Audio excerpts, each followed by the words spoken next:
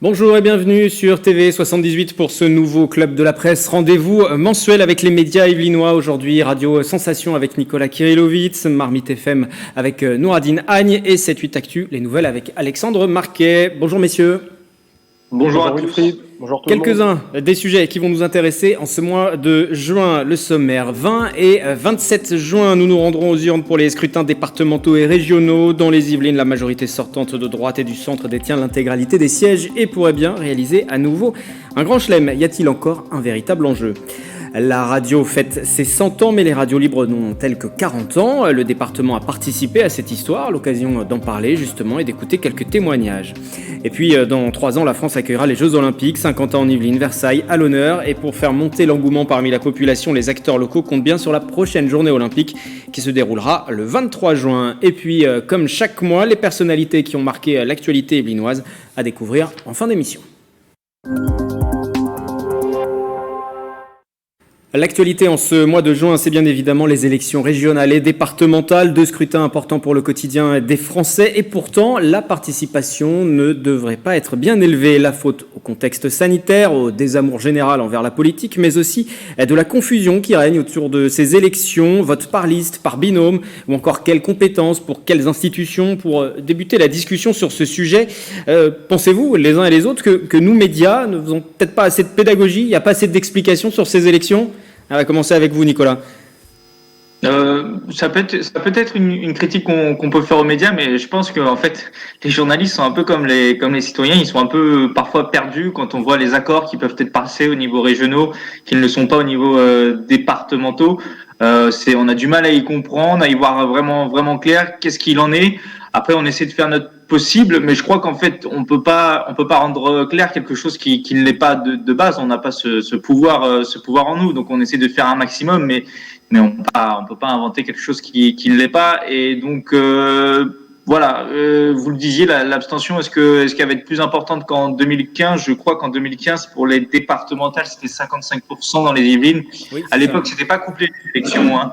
Mais moi, je sais pas pourquoi, je fais le pari quand même qu'il y aura moins d'abstention cette fois-ci, parce que le couplage régional et départemental va, je pense, inciter les gens quand même à se déplacer. Et puis, après plus d'un an de Covid, les gens vont avoir quand même envie de donner leur avis.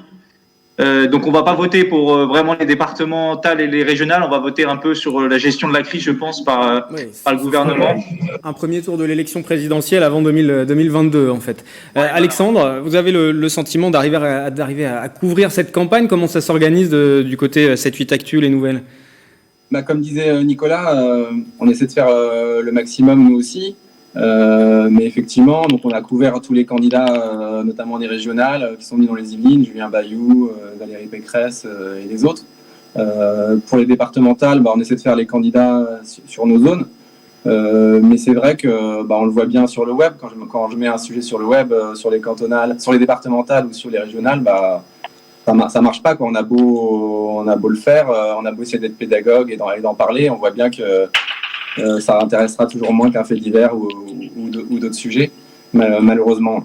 Il y a ce mélange des scrutins régional, départemental, les 2 élections sont couplées. On va écouter à ce propos Pierre Bédier, c'est le président sortant du département des Yvelines. Il est candidat à un nouveau mandat. Il était l'invité récemment de Patrice Carmouze sur TV78. Je soutiens moi-même la liste de Valérie Pécresse, ce qui n'est pas le cas effectivement de tous ceux qui sont candidats sous les couleurs d'ensemble pour les Yvelines. En réalité, M. Hollande, lorsqu'il a décidé de faire les élections départementales et les élections régionales le même jour, s'est trompé. Car les élections régionales... C'est des élections très différentes. Les élections régionales sont d'une autre nature. Les élections régionales, surtout en faisant ces très grandes régions. Il y a désormais... pensez que la région Aquitaine, la région Nouvelle-Aquitaine, a une superficie équivalente à celle de l'Autriche. C'est-à-dire à un État qui n'est pas un des plus petits de l'Union européenne. Et donc, c'est en fait un prémisse d'élection nationale, l'élection régionale. Et on plus voit politique, bien, au fond. voilà, les débats sont beaucoup plus politiques au sens partisan. Alors que vraiment, nous, dans les Yvelines, nos débats départementaux sont parfois, pour ceux qui ne s'intéressent pas à la gestion locale, sans doute un peu rébarbatifs. Où est-ce qu'on met un collège? Faut-il faire ou ne pas faire une route? Bon, on fait pas la révolution. On va se concentrer sur ce scrutin départemental, justement. Le département qui gère les collèges, les routes, le RSA aussi, par exemple. Et depuis 2015, nous votons pour des binômes. Une femme, un homme. Et pour les Yvelines, il y a 21 cantons, donc 42 sièges. Voilà pour les explications rapides. 21 cantons avec des découpages qui sont parfois très compliqués. Ça ne simplifie pas le scrutin. Nouradine, pour vous, sur cette départementale, alors je sais que du côté de Marmite, vous avez pas forcément couvert directement le scrutin, mais est-ce qu'il y a un enjeu néanmoins? Et puis on va venir à la situation de Trappes du coup. Oui, effectivement, Wilfried, on couvre pas forcément, on n'a pas forcément les moyens de couvrir toutes ces élections, surtout quand elles sont étalées soit sur les Yvelines, soit sur la région.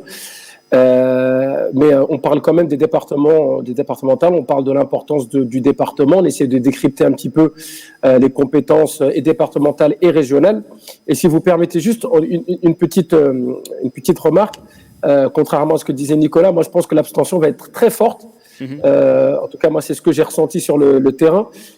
Surtout avec le déconfinement, s'il fait beau, alors on va pas caricaturer non plus les citoyens français, mais s'il fait beau, voilà, après le déconfinement, les gens ont envie de bouger, ont envie de prendre le soleil, ont envie de sortir, de changer les idées. Mais s'il pleut, ils resteront chez eux aussi. S'il pleut, ils resteront chez eux. Il y a les 2 scrutins en un. Moi, j'ai échangé avec des Saint-Quentinois qui savaient même pas qu'il y avait 2 scrutins en un. Qui n'avaient pas compris, en tout cas, qu'on votait et pour les départementales et pour les régionales. Donc ça, c'est compliqué. Et puis, il reste aussi, 3e élément, toujours la peur d'aller dans le bureau de vote pour certains qui ont encore peur du Covid. Donc ça, c'est aussi un élément qui est important, qui va faire que ça va être compliqué. Et puis, Pierre Bédier, on vient de l'entendre, je pense qu'il a raison. Les conseillers départementaux, faites un petit tour d'horizon, lancez comme ça dans le public des noms de conseillers régionaux, des noms de conseillers départementaux, vous allez voir, ça va pas faire, vous n'allez pas avoir beaucoup de gens qui connaissent ces personnes, et donc ça c'est vrai que c'est compliqué. Après sur le canton, on commence sur le canton de Trappes, pardon, ou plus globalement. Allons-y justement pour parler des enjeux justement. Alors le canton de Trappes, parce que je le redis, il y a eu un grand chelem la dernière fois en 2015 de la part de la droite et du centre, grand chelem qui pourrait une nouvelle fois se produire. Donc les listes majoritaires sous l'étiquette EPI, Ensemble pour les Yvelines, c'est le parti qui a été fondé par la majorité sous l'égide de Pierre Bédier. Par contre, il y a un canton éventuellement qui pourrait repasser à gauche, c'est celui de Trappes. Alors Trappes qui aujourd'hui dans le découpage comporte la ville de Trappes, la ville d'Elancourt et la ville de la Verrière. Voilà, et ce depuis 2015. Avant 2015, c'était uniquement la ville de Trappes et c'était un canton qui était à gauche. 2015, nouveau découpage, le canton a basculé à droite. À votre avis, Nouradine, ce canton sur Trappes peut rester à droite ou rebasculer? Où ça va être compliqué. De toute façon, on l'a dit, tout va être lié également à l'abstention. Je pense que le duo Anne-Marie Bouquet et Ali Rabet, donc divers gauche, vont avoir comme challenge, en tout cas comme défi, de faire voter massivement sur la ville de Trappes. S'ils arrivent à faire ça, effectivement, peut-être que le canton peut basculer. Mais attention, du côté de la Verrière, même si d'aucuns considèrent que la Verrière est tombée à cause de la division de la gauche, le maire Nicolas Dainville pourra quand même surfer sur cette victoire au municipal pour peut-être apporter des voix avec les voix d'Elancourt qui votent majoritairement pour l'instant, en tout cas à droite, et garder ce canton. En tout cas, c'est très ouvert sur le canton de Trappes, contrairement à d'autres cantons dans les Yvelines. Oui, parce que donc il y a 5 listes sur ce canton de Trappes. La liste sortante, c'est celle de Nicolas Dainville et d'Anne Capio, qui remplace Jean-Michel Forgousse et Anne Capio en 2015. Nicolas Dainville avait succédé à Jean-Michel Forgousse en cours de mandat, parce qu'il avait démissionné pour prendre la présidence de l'agglomération. Voilà pour la tambouille, l'organisation politique, pour être un petit peu clair là-dessus, qu'on ne reproche pas ce manque de pédagogie et d'explication en tout cas. Et puis de l'autre côté, pour la droite, c'est effectivement, pour la gauche, pardon, vous l'avez dit, donc le maire de Trappes qui lui se présente.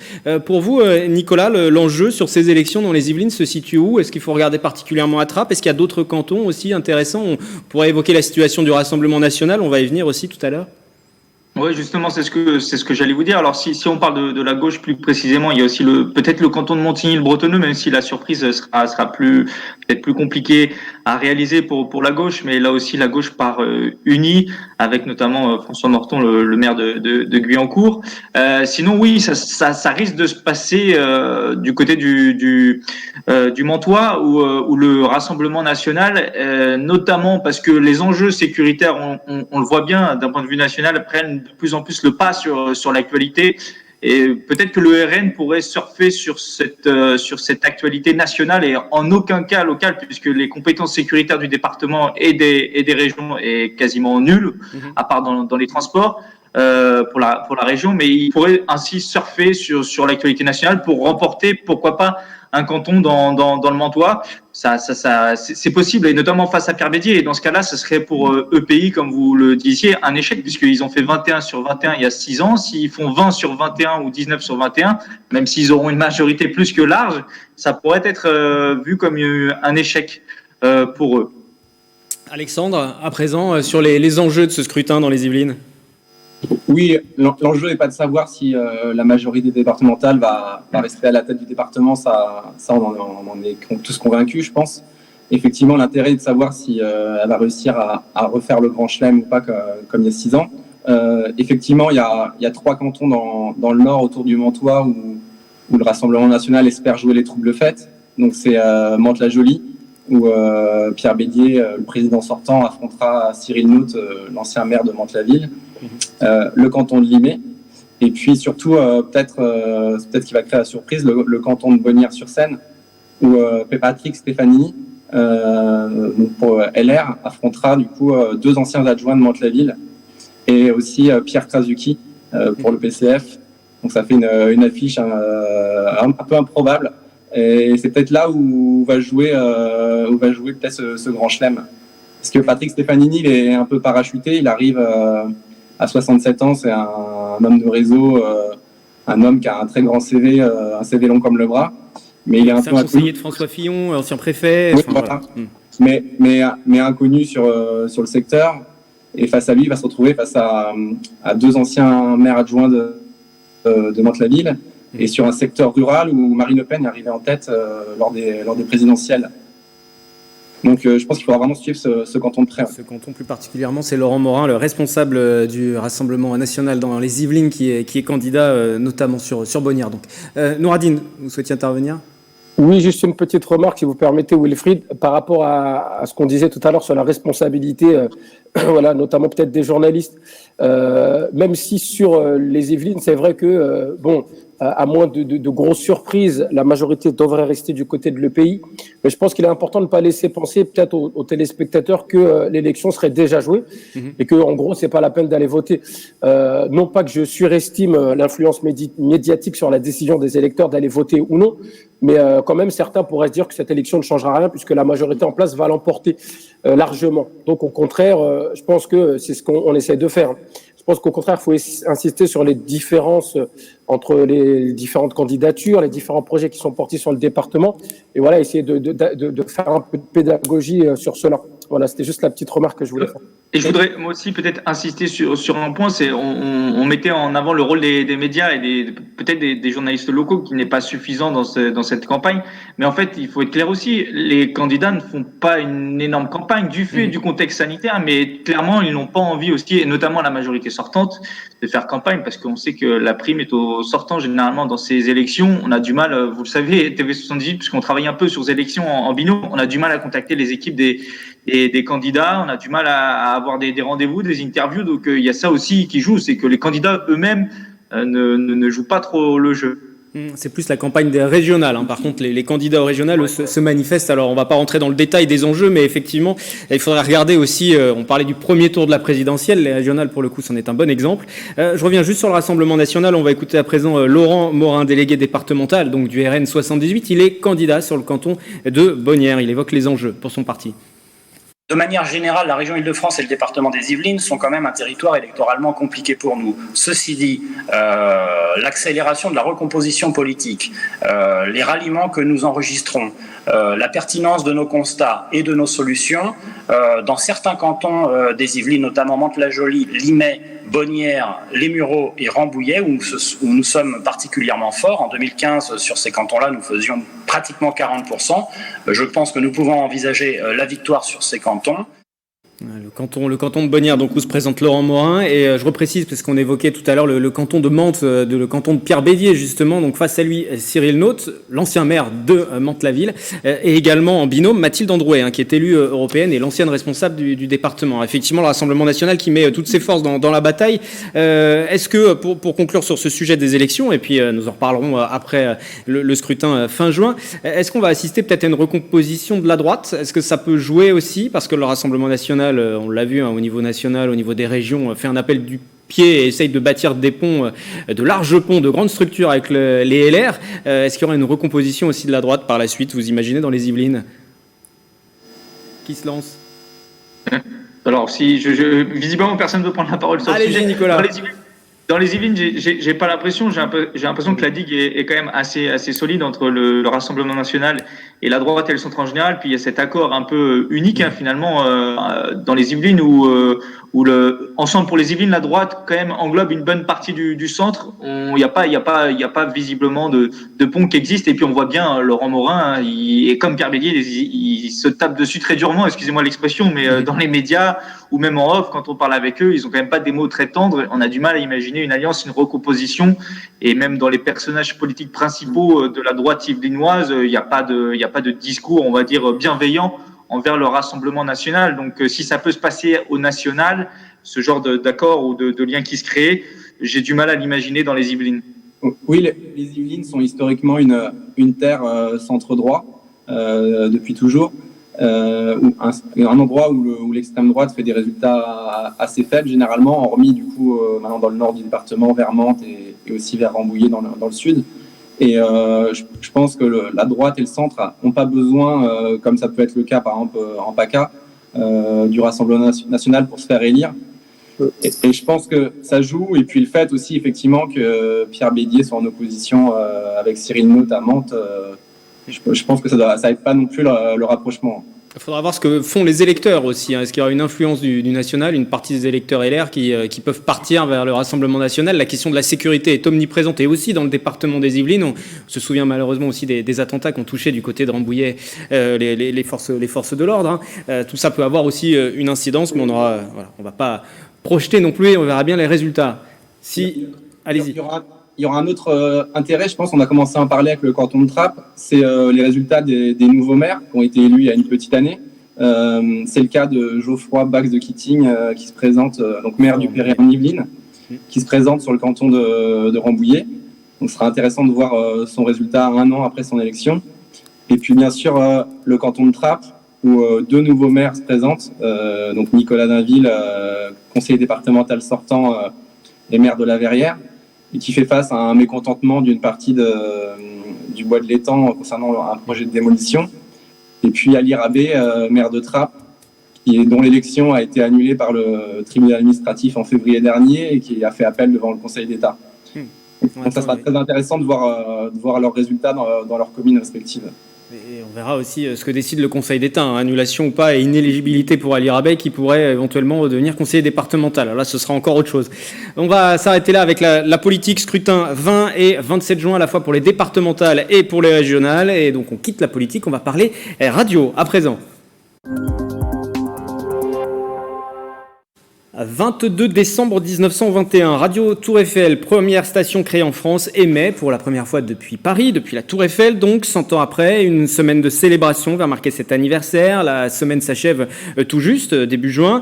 C'est même un double anniversaire pour 2021. Le 9 novembre 1981, François Mitterrand autorisé par dérogation il prononçait la fin du monopole d'État pour les radios locales privées associatives. Ce sont donc les 40 ans de la radio libre en France. Nous avons deux journalistes de radio associative aujourd'hui, que ce soit Nicolas Kirillovitz ou Noradine Agne pour Marmite et pour Sensation. Ça représente quoi cet anniversaire pour vous ? Si on dit rien du tout, ça marche. Je plaisante. Ça vous a quand même donné la possibilité aussi d'avoir une parole. J'espère que c'est pas rien du tout. Non, je plaisante. Oui, c'est vrai que c'est une date importante et qu'on a aussi célébrée du côté de Marmite FM. Et même si en ce moment, c'est vrai qu'on a tendance à... Bon, j'espère que Nicolas va pas mal le prendre. Hein. C'est vrai qu'on a tendance à beaucoup mettre de l'image avec la radio. Et que pour moi, enfin, Nicolas, pour sensation, je ne comprends pas Nicolas à titre personnel, parce que nous, on ne met pas d'image avec la radio. Et c'est vrai que moi, j'ai toujours aimé ce côté un peu mystérieux de la voix. J'ai toujours été déçu de voir les visages des voix que j'entendais à la radio. Non pas qu'il y ait un effet un peu qui se coule, hein, voilà, une superbe voix, et puis après, quand on voit la personne, on est déçu. On parle de physique de radio, j'osais pas vous le dire. Voilà, ça peut. Et du coup, c'est vrai que tout cet imaginaire, ce côté descriptif, après la voix aussi, hein, le timbre de la voix, voilà, moi je pense que c'est ça qui a toujours fasciné et qui a toujours plu dans la radio, même si de plus en plus, il y a des radios qui mettent quand même l'image et qui montrent un petit peu leurs animateurs, leurs animatrices. Mais voilà, je pense que c'est une date importante. Il y a beaucoup qui disaient, hein, j'entendais ça moi déjà il y a une dizaine, quinzaine d'années, que la radio était un média pour les anciens, que la radio allait disparaître. Et avec cette crise, hein, la crise sanitaire qu'on a connue, il y a beaucoup de gens qui écoutent la radio et qui veulent aussi s'éloigner de tout ce flot d'images qu'on a, que ce soit avec les smartphones, avec la télé, avec les tablettes. Et voilà, du coup, c'est un bel anniversaire. Et puis... alors nous, on a fait plusieurs choses sur Mamit FM. Du coup, on a célébré ses 100 ans, qui coïncidait aussi avec la semaine de la radio, que Sensation a fêté également, voilà, avec des chroniques originales, voilà, qui faisaient le lien entre le rap et la radio, le sport et la radio, l'importance de la radio dans la Seconde Guerre mondiale. On a même eu un invité du Radio Club de Saint-Quentin-en-Yvelines qui est venu nous parler de la radio côté technique. Donc voilà, tout ça a été passionnant. Donc voilà, je vais pas monopoliser la parole, mais vraiment, la radio reste et ses 100 ans le prouvent aussi, mais la radio reste quand même un média important. On peut faire aussi un peu d'histoire, juste Nicolas, avant de vous passer aussi la parole, parce que le département des Yvelines a pris une part importante au moment de l'explosion des radios pirates à l'époque, ensuite radio libre, donc à partir de 81. La première radio dans les Yvelines a été créée en 79, c'était au Murau, Radio Vexin Val-de-Seine, et elle existe toujours. Il y en a eu d'autres après, RVE, Radio Vieille Église, du côté de Rambouillet, et qui existe toujours également. Il y a Radio Triangle aussi, anciennement Radio Triangle, aujourd'hui Radio Sensation. Nicolas, d'ailleurs, j'ai une question pour vous. Vous savez pourquoi Radio Triangle ? Parce que je crois que les premiers locaux de Radio Triangle étaient dans un bâtiment en forme de triangle. Les fenêtres étaient en forme de triangle. C'était la MJC, le CLC du Mesnil-Saint-Denis à l'époque. Voilà, bravo. Je pensais vous piéger, mais c'est bien. Pourtant, j'étais pas là. Oui, j'étais pas là, mais j'étais vous n'étiez pas là en 79-80. Donc aujourd'hui, que représente un peu cet anniversaire pour vous des radios ? Alors les radios qui perdent un peu, malgré tout, en tout cas pour les grandes radios nationales d'auditeurs. Comment vous vivez cet anniversaire ? Un peu comme Nouradine, enfin sur le rôle de la radio, moi je pense, c'est vrai que j'ai pas les chiffres de toutes les radios évidemment d'un point de vue national, mais je pense que le rôle du média radio est quand même, on lui prédisait effectivement des années noires et je trouve qu'il est renforcé. J'ai pas l'impression que les gens, malgré effectivement les évolutions technologiques et l'accès aujourd'hui à tout ce qu'on peut avoir, à toutes les plateformes et autres télé, que les gens écoutent beaucoup moins la radio et notamment avec la crise. Et donc cet anniversaire, il est important parce que beaucoup de gens ont écouté au moment notamment de 80, l'explosion des radios libres, ont écouté la radio. Il y a eu, j'ai l'impression, un coup de mou dans les années 90-2000 avec l'explosion de la télé, puis l'arrivée de toutes ces nouvelles chaînes. Mais aujourd'hui, j'ai pas l'impression que la radio soit un média démodé. Au contraire, il s'est renforcé et nous aussi on a essayé de fêter ces 100 ans un peu à notre manière en faisant de nombreuses interviews et d'interviews de journalistes qui ont connu les radios associatives, les radios locales, qui sont aujourd'hui beaucoup plus exposés pour certains d'entre eux puisqu'ils sont en radio nationale ou à la télévision, et notamment Bruno Guillon qui vit dans les Yvelines, animateur radio très connu, et on a eu la chance à Radio Sensation de l'interviewer pour cette semaine spéciale. Je pense qu'on peut l'écouter. Ce qui fait que ça se passe bien, en tout cas, c'est quand tu deviens à l'aise. C'est-à-dire, c'est plus quand tu fais de la radio, mais quand tu es la radio. Voilà. C'est-à-dire que quand tu es au micro, comme tu es dans la vie. Voilà, en radio, au début, je jouais un rôle, quoi. Tu vois, j'avais un modèle que j'ai copié, et voilà. Et après, je me suis créé mon style. Et la télé, c'est pareil. Et la télé, c'est plus compliqué parce que, comme je te le disais, il y a l'image en vanne, mais voilà, c'est ça. Et qu'après, tu as un rapport avec ton physique. Moi, tu vois, j'ai fait de la radio depuis tout petit, où on me disait, bah, t'as un vrai physique de radio, si tu veux. Donc, quand on te met à la télé et quand tu te vois à l'image, tu dis, ah merde, c'est pas où, bah, dis donc. Donc, il faut s'apprivoiser. Et moi, il m'a fallu du temps. Ouais, il m'a fallu 10 ans, mais j'ai eu la chance d'avoir des chaînes qui m'ont fait confiance, puis surtout d'avoir des gens qui se sont dit, tiens, il y a peut-être un truc, quoi. Bruno Guillon, animateur radio, animateur télé, et qui est installé dans les Yvelines. Nicolas ? Oui, ouais. Pour ajouter à votre historique, peu de gens le savent, mais à toutes les nouvelles, on est plus tourné sur le papier et sur le web. Mais à une époque, justement en 1981, on avait une radio qui s'appelait donc CVS, Canal Versailles Stéréo, je crois. Donc, c'est bien ça. Fondé par Roland Faure, qui était le directeur du journal, et par Jean-Charles Edline, qui était le fondateur du Cyrano. Et donc à l'époque, il y avait des animateurs qui ont commencé leur carrière là, qui sont devenus très connus par la suite, comme Nicolas Poincaré ou Pascal Clark. Comme quoi la presse locale, ça mène à tout. Et puis il y a eu aussi RFM. Je ne sais pas si vous en avez parlé aussi. On n'a pas parlé de RFM, mais alors juste avant de parler de RFM, puisque vous avez parlé de CVS, donc Canal Versailles Stéréo dans les années 80 et qui avait été lancé donc par Roland Faure, vous avez évoqué des grands noms du journalisme qui sont passés par vos locaux au moment où existait cette radio, qui par la suite est partie dans les Hauts-de-Seine et s'est perdue. La fréquence a été plus que revendue jusqu'à disparaître. Il y avait aussi un certain Michel Laugier qui a fait ses débuts là-bas. Michel Laugier, ancien maire de Montigny-le-Bretonneux, aujourd'hui sénateur, on l'écoute. Roland Faure, à cette époque-là, a tout simplement créé un véritable laboratoire d'idées. Et c'est comme ça qu'ensuite, quelques années plus tard, c'est-à-dire en 86, lorsqu'il a été nommé à la présidence de Radio France, il a créé France Info. Petit clin d'œil à Michel Laugier, retrouvé dans nos archives, puisque nous avions traité ce sujet des radios au moment du 25e anniversaire. Donc c'était il y a quelques années. On peut parler d'RFM aussi. Allez-y si vous le souhaitez. Alexandre. Oui, donc RFM aussi est né peu de gens le savent aussi, je pense, est né à Vélizy 2, au sein du centre commercial. L'antenne était sur le toit du centre. Et à l'époque, il y avait Coluche, notamment parmi les animateurs.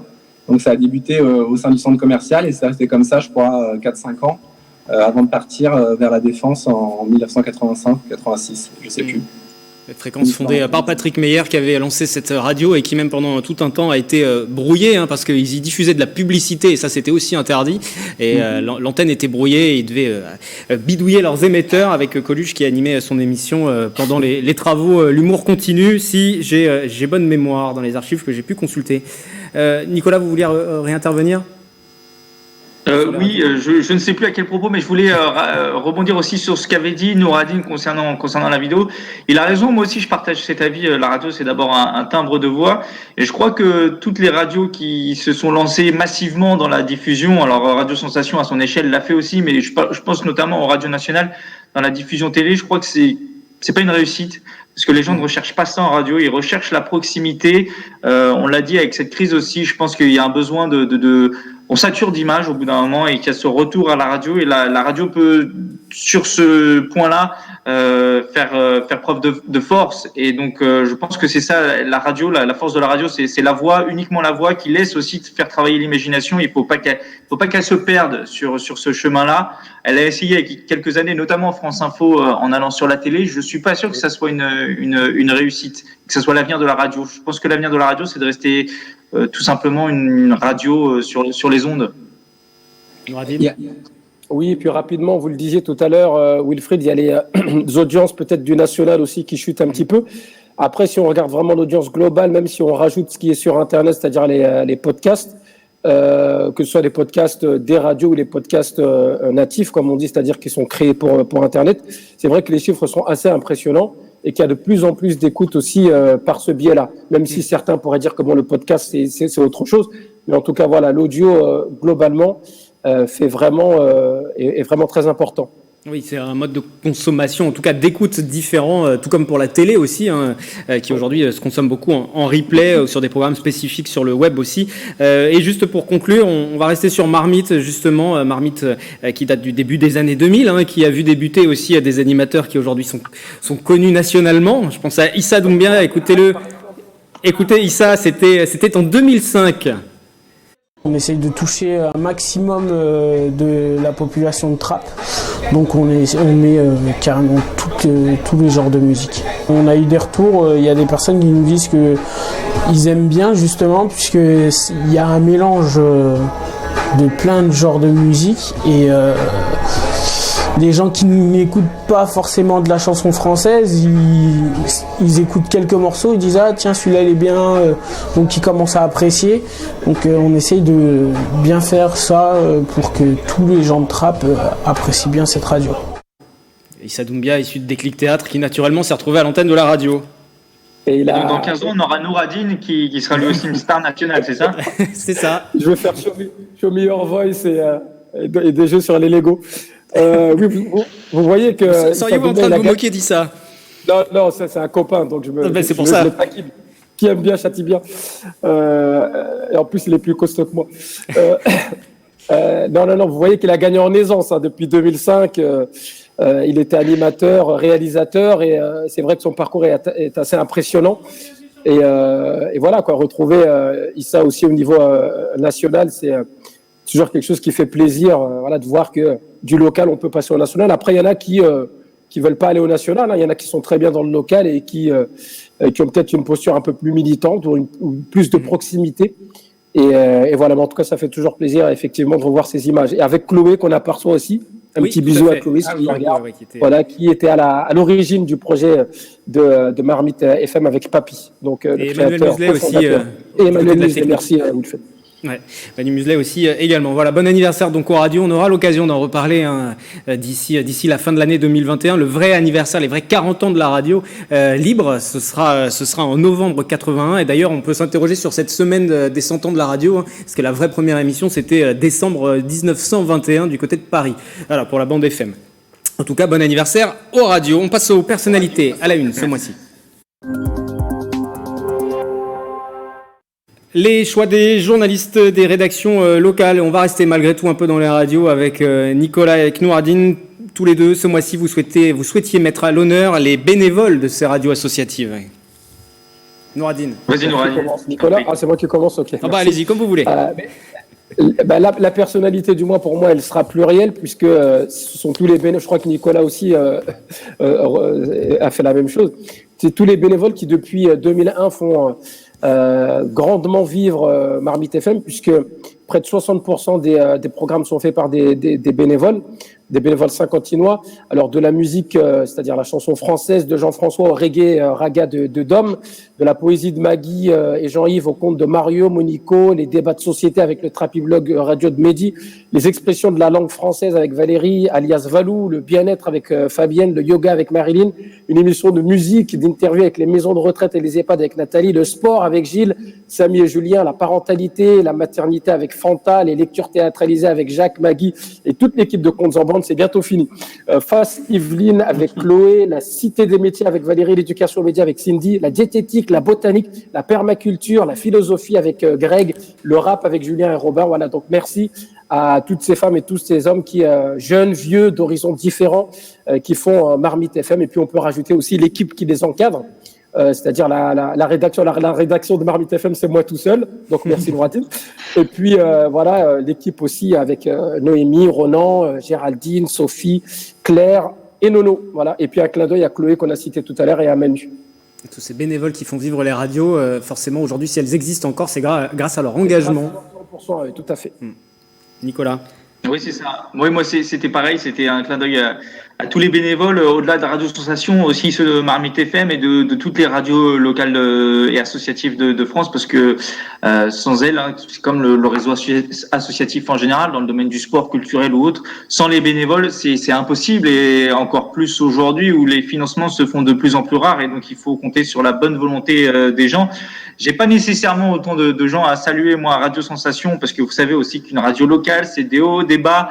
Aujourd'hui, il y a un peu moins d'émissions à Radio Sensation qui sont faites par des bénévoles, mais je tenais à saluer quelqu'un que l'on appelle Franck David, alias Franck Hédard, qui est un journaliste plutôt d'ordre national, mais qui est très engagé à Radio Sensation, qui, d'un point de vue éditorial, clairement tient la radio presque à lui tout seul, qui est journaliste à M6 et qui est aussi engagé dans d'autres associations. D'ailleurs, c'est l'occasion de faire un clin d'œil. Donc c'est vraiment, il est multifonction, Franck, et il est engagé dans Nathan le combat d'un ange. Il est aussi vice-président désormais de la Maison Europe des Yvelines et qui vient quasiment toutes les semaines à la radio pour partager son expérience avec les salariés, évidemment, moi personnellement, et puis avec les stagiaires sur place qui forment, qui l'aident à se former. Il fait pas d'antenne, Franck. C'est vraiment que d'un point de vue éditorial. Il est derrière, il aide, il conseille.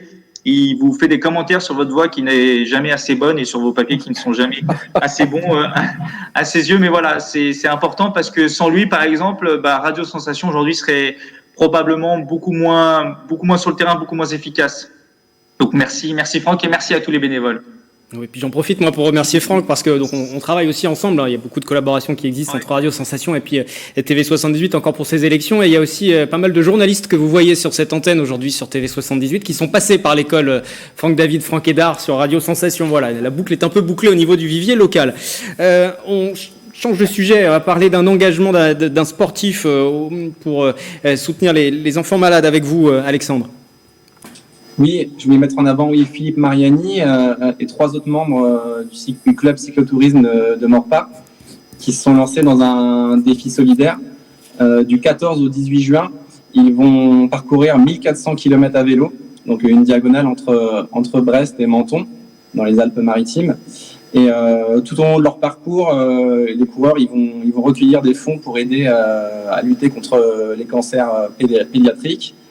Donc les fonds récoltés iront au profit du service pédiatrique de l'hôpital Mignot au Chénier au Cancourt.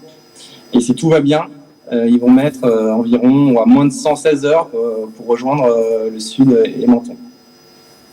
Voilà pour votre personnalité du mois. Et puis, de mon côté, je voulais mettre en avant le travail de Jean-Marc Sémoulin. Il est président du pôle territorial de coopération économique Vivre les Mureaux. Il accompagne les porteurs de projets et grâce à lui, va avoir le jour un disquaire, en tout cas une préconfiguration de boutique. Elle a été ouverte il y a quelques jours. Alors là, on voit des images de disquaire du côté de Versailles, mais c'est un peu à l'identique du côté des Mureaux. Une boutique éphémère dans la galerie commerciale Auchan. Et si le public est au rendez-vous, il y aura ensuite une implantation plus pérenne en centre-ville. Son objectif est à la fois de surfer et de permettre d'avoir cette boutique de vinyle sur le secteur des Mureaux et de permettre aux gens de ne pas se rendre sur Paris. On sait l'engouement autour de tout ce côté vintage, mais ça permet aussi de créer de l'emploi. Voilà, donc le travail de Jean-Marc Sémoulin, on en reparlera aussi sur notre antenne. Bientôt à la une, à présent, dernière rubrique de cette émission. Et bientôt à la une sur l'antenne de Radio Sensation, les élections.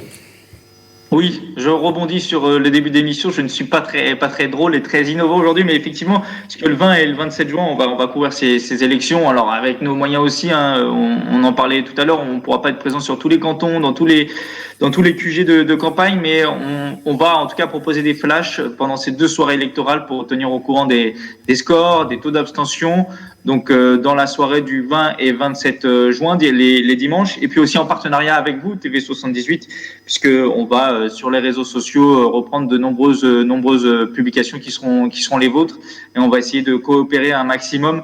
Mais donc on donne rendez-vous aux gens les 20 et 27 juin sur l'antenne pour qu'ils suivent un peu cette soirée électorale avec des flashs réguliers tout au long de la soirée pour suivre les tendances et les résultats définitifs très tard dans la soirée.